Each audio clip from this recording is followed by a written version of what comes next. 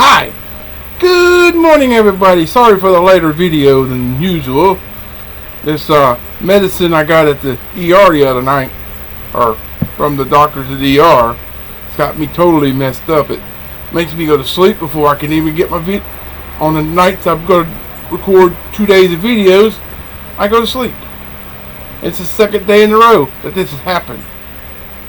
So yesterday was a live video, which I'd done double because I didn't get up till noon.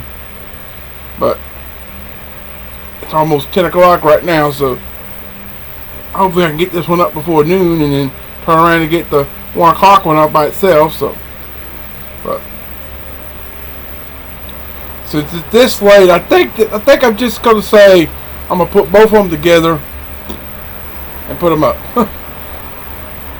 Tomorrow's will be split up, so with it not being split, this is episode 651. Sorry, excuse me. Episode 651. First part is your Days of Praise passage for Monday, March the 7th, 2021. And today is an anniversary of my, it's been 36 years. Yeah, 36 years that my grandfather crossed over. It doesn't seem like it's been that long, but it has been. But just be with me and my family. Just pray for me and my family today as we try not to dwell on that thought. So, as long as my mother don't think about it, and it's fine. But your first part is your Days of Praise passage, the measure of better. Started with Proverbs 15, 16, and 17. Get it? 15, 16, 17. Some of those correlating numbers.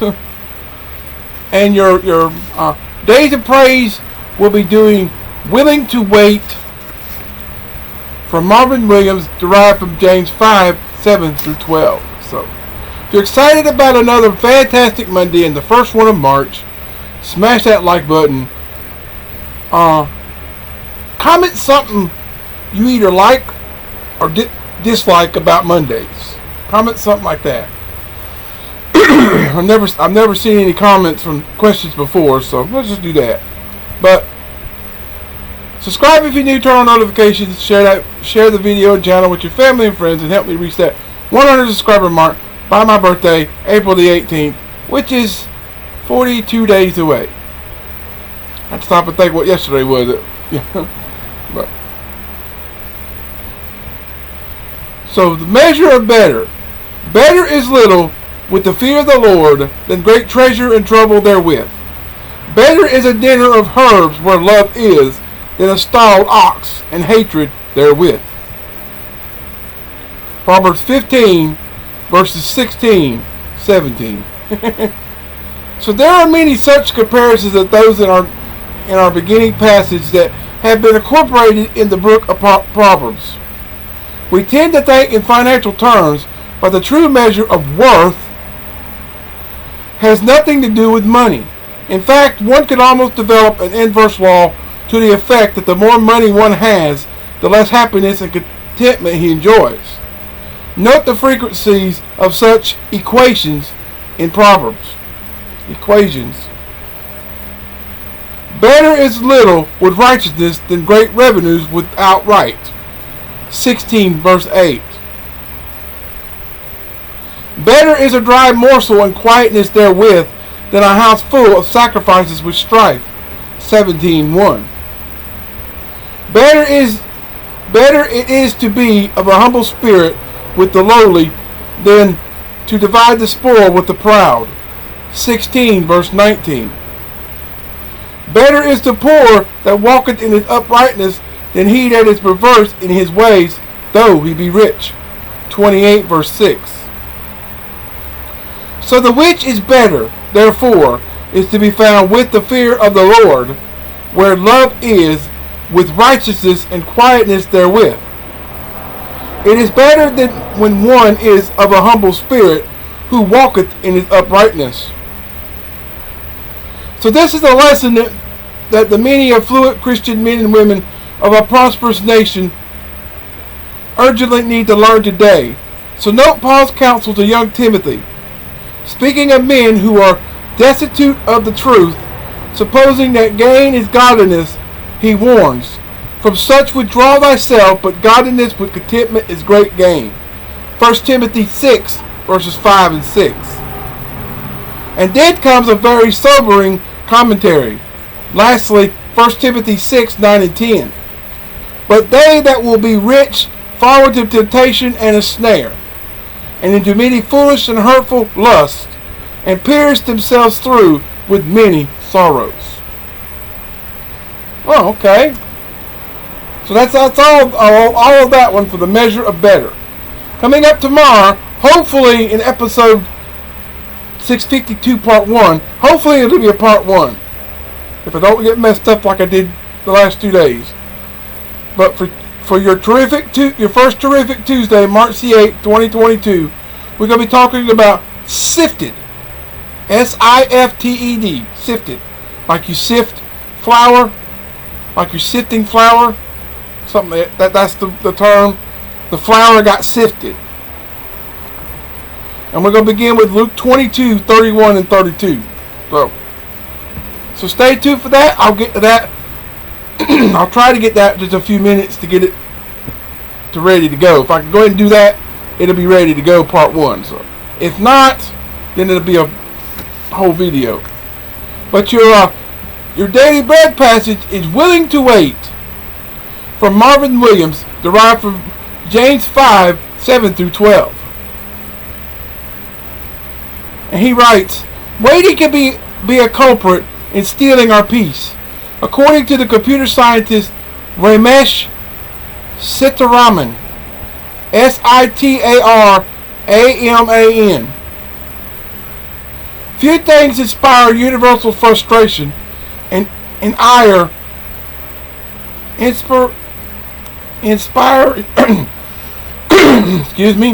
Inspire universal frustration and ire. IRE. In internet users as waiting for a sluggish web browser to load. Been there. His research says that we're willing to wait an average of 2 seconds for an online video to load. After 5 seconds, the abandonment rate is about 25%, and after 10 seconds, half the users desert their efforts. We're certainly an impatient bunch. I've been there. I have been there. Excuse me, let me get my throat wet.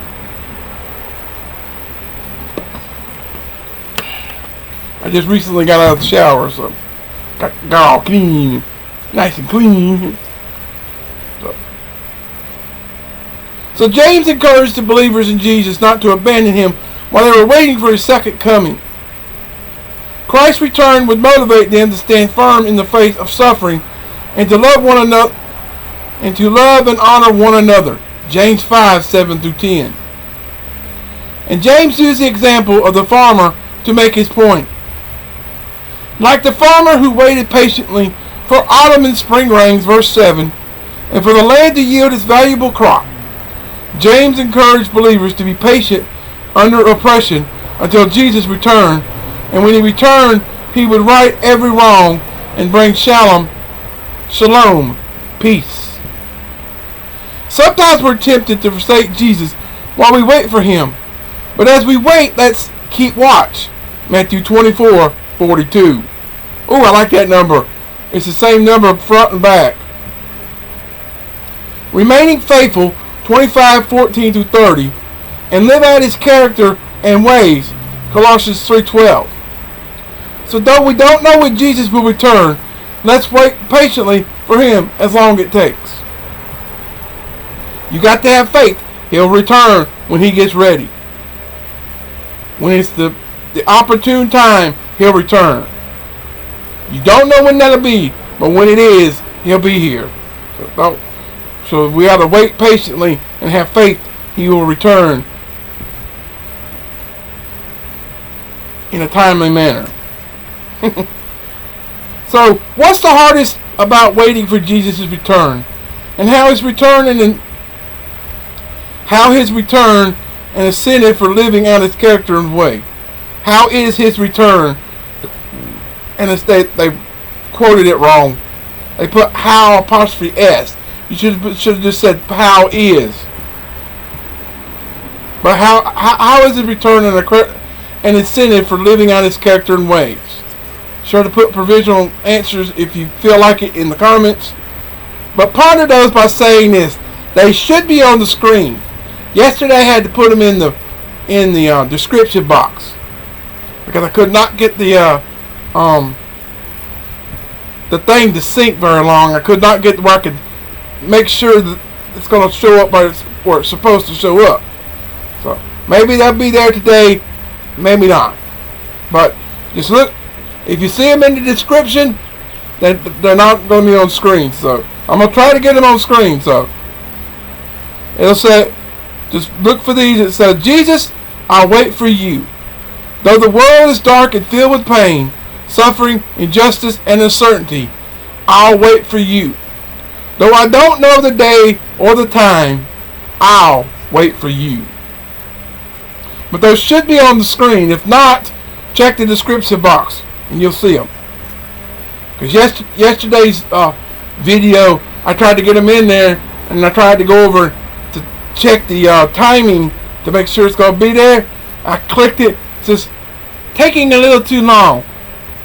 Give us a little while and then come back and check back. I got to post it immediately. So if they're not on the screen, check the description box. If you see them in the description box, that means they're probably not going to be on screen. So, but your Bible reading for this one today is Deuteronomy chapters 3 and 4, and the rest of Mark chapter 10, 32 to 52. So coming up tomorrow in hopefully your part 2 of episode 652 for your terrific Tuesday, March the 8th, we're going to be talking about Beautiful Feet from Kristen Holmberg once again, and it is derived from Isaiah 52, 7 through 10. So stay tuned for that. I'll get to that in just a few minutes. But you'll see that tomorrow. Coming up at 7 o'clock tonight, we're going to be talking about episode 178, I believe. If not, it'll be 179. So, but it's going to be our moments and our days. Starting with Ecclesiastes 8:6 from the NIV. I'll be sure to read my version to compare it, to see what the difference is. Your recommended reading is Psalm 31, 14 through 20. Your turning point is from J.J. Lynch, from some poem or hymn or something he wrote called "Say Not My Soul." So, your Bible reading is Joshua 8 through 10. Stay tuned to that. I'll get to that in just a few minutes, but you'll see that tonight. It's after 7. So with that said, I love you. I appreciate you. Thanks for watching. Not so quite long than it was yesterday, but keep on keeping on and trusting God, and He'll keep you safe in all you say and do in 2022. And until later, peace out, everybody. Goodbye. God bless. Have a wonderful rest of your fantastic Monday, and come back after 7 for our moments and our days. We'll see what that's going to be all about. But until then, goodbye.